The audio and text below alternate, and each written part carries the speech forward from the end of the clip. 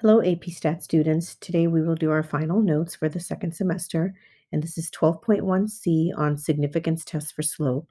Here is the four-step process. In the state portion, test the hypothesis that the true slope of the regression line relating blank to blank is 0 at a whatever significance level. And so if you look at your null and alternative hypothesis, your null hypothesis is that the slope is equal to 0, beta is equal to 0, and your alternative can be either beta greater than 0, beta less than 0, or beta not equal to 0. If you're unsure, you use the two-tailed test. If it's greater than 0, as one increases, the other increases, so you have a positive slope. And if beta is less than 0, you have a negative slope, where b or beta is the true slope of the regression line. In the plan portion, you will use a t-test for slope. So t-tests are for significance levels, and t-intervals are for your confidence intervals. So check the 5 conditions, nothing new there. So it's what we did at the beginning of chapter 12. To meet the normal condition, create a histogram, box plot, or normal probability plot of the residuals. Look for skewness or outliers. Check the equal variance condition and the independence condition. In the do portion, you are going to find the slope of the regression line by calculating the linear regression equation. Then you're going to do a one variable stats of your X list, that's SX. And then you're going to calculate the standard deviation of the residuals, that's little s. And then you're going to calculate the standard error of the slope. All of this is stuff that we did in the previous section. So the standard error of the slope is equal to the standard deviation of the residuals divided by Sx times the square root of the sample size minus 1. Okay. Or we always hope that we can use a regression output. If that's provided, that's fantastic. Then you're going to compute the T statistic. The T statistic, T like a z-score, is equal to your slope, b, minus beta. Okay, and remember beta is 0. And so really in the numerator, we're just left with b divided by the standard error of the slope. So here's what you're ending up using. So slope from your linear regression equation divided by the standard error of the slope. Then you calculate the p-value doing a t-CDF, since we have a t-statistic, by calculating the probability of getting a t-statistic this large or larger in the direction specified by the alternative hypothesis. So always look back at your alternative hypothesis. Compare the p-value to the significance level alpha.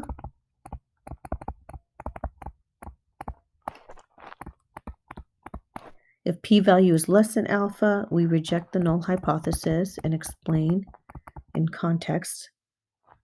If p-value is not less than alpha, we fail to reject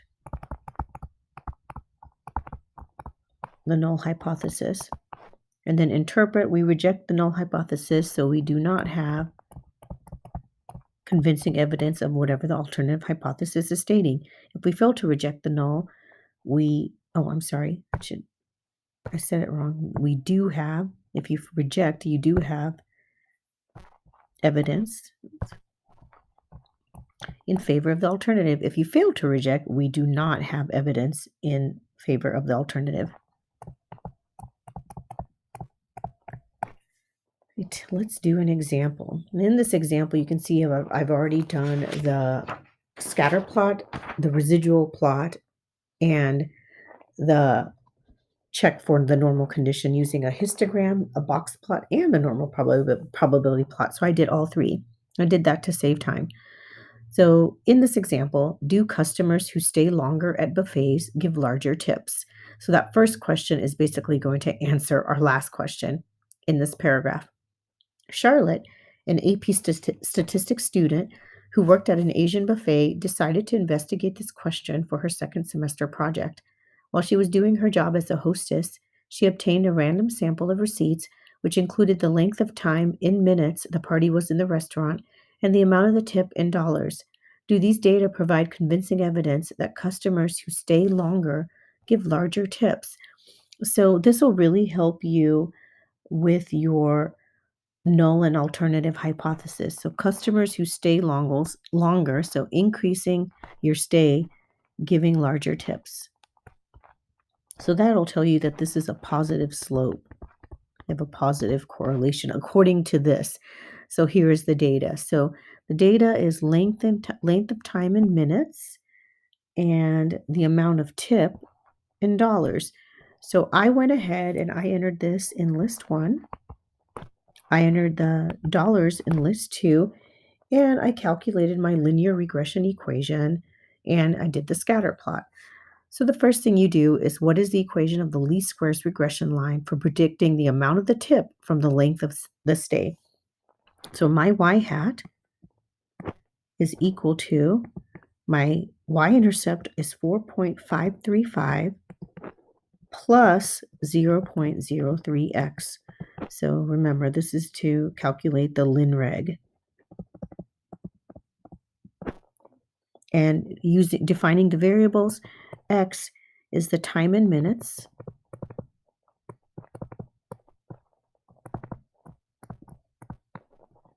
At the restaurant. And y hat is the amount of tip in minutes.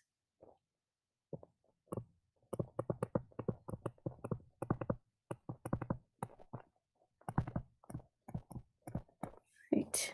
Carry out an appropriate test to answer Charlotte's question. Test the hypothesis that the true slope beta of the regression line relating time spent at table and tip amount is 0, so that's your null, at a 0.05 significance level. So here is time spent at table is x and tip amount is y. And our alternative hypothesis, we said, was positive slope, so greater. We want to see if the longer time means more tips, which is a positive slope. Okay. And then for the plan, if the conditions are met, so we must check the 5 conditions, we will do a t-test for the slope beta. So if you look at my linear condition, if you look at the scatter plot, it shows a moderately positive slope. When I calculated the linear regression equation, it gave me a correlation of, it was like R was 0.36. So that's considered a moderate correlation, moderately positive. So the scatter plot shows a moderately positive slope. The residual plot, because you check it as well, shows no curvature or pattern.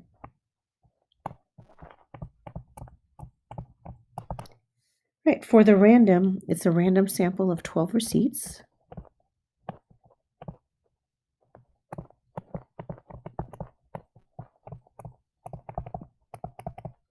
For the normal condition, and again, if you take a look at my graphs, my histogram doesn't really show any strong outliers or skewness.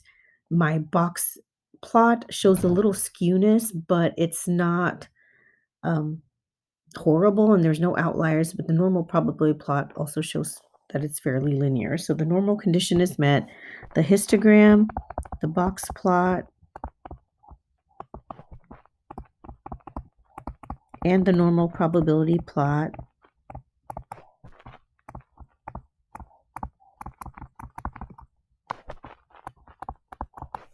of the residuals show no strong skewness or outliers.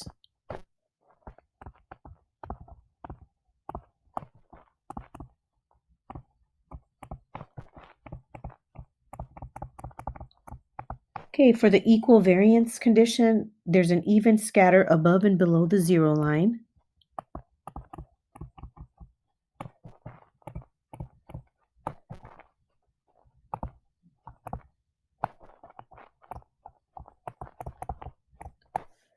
And it's pretty evenly distanced from the zero line.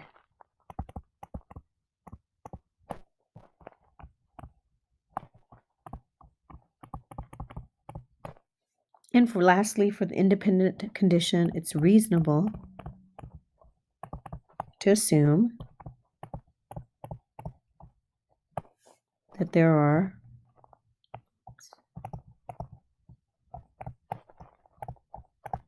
more than 120 people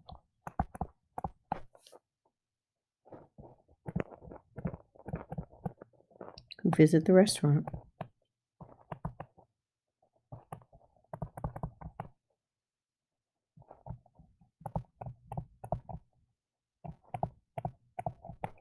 Right.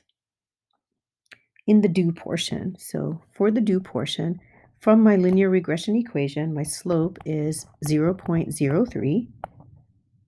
And we also know that beta is 0, so that when we plug it into our formula, I did a one variable statistic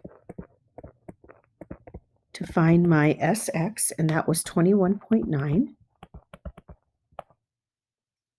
To do the standard deviation of the residuals, remember, you want to create list 3 by going to stat and second stat, and that'll give you the list menu, and you choose residuals, and then you get that in list 3 and then do a one variable stat on list 3, and you get the sum of the x squares to be 31.66 divided by the sample size minus 2, all the square root.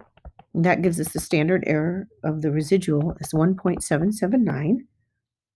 Therefore, the standard error of the slope is equal to 1.779 divided by SX times the square root of the sample size minus 1. And that gave me 0.0245. Now all we need to do is find the T statistic. So the T statistic is the slope minus beta, which is just 0, over the standard error of the slope, which is 0.0245. And that gives me a T statistic of 1.2245. Now you can calculate the p-value since you have the T statistic. So the p-value, do a TCDF. Our lower bound will be 1.2245. And the reason why it's the lower bound is if our alternative hypothesis we said was beta is greater than 0. Our upper bound is some large number. Our degrees of freedom is 12 minus 2. Okay, and that gives us a p-value of 0.1244. Compare it to alpha, and it's not less than 0.05. So since our p-value is not less than 0.05, we fail to reject a null hypothesis. We do not have convincing evidence that the customers that spend more time at a table leave larger tips. How does the provided data below compare to what you calculated above? So if we look, our slope is correct here. Our y-intercept is from our linear regression equation is 4.535. Okay. We don't care about this, but we do care about our standard error of the slope. So this is standard error of our slope, and ours was 0.0245, so roughly the same. We know that our T statistic was 1.23, but this is our p-value. So notice if you take that p-value, it is not 0.1244, but that's the p-value for a two-sided test. So all you have to do is take 0.247 and divide it by 2, and that'll give you 0.1235, which is close enough to our p-value of 0.1244. So everything but the p-value matches.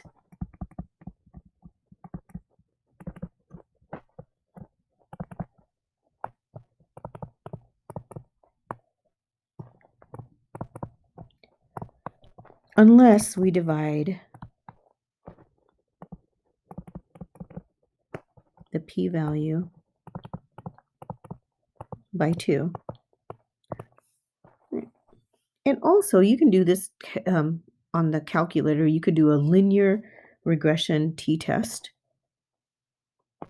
And it's awesome. What it does is it shows everything. It shows you the slope, it shows the y-intercept, it shows everything that I just mentioned up above in part C, and it also shows you your R value, and your R squared. So it shows everything, and that's a good way to check. But you must have data points. So use the LinReg t-test for significance.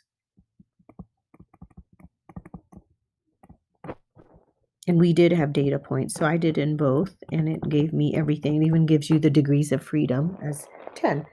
And those are your notes for today. Have a great day, AP Stat students.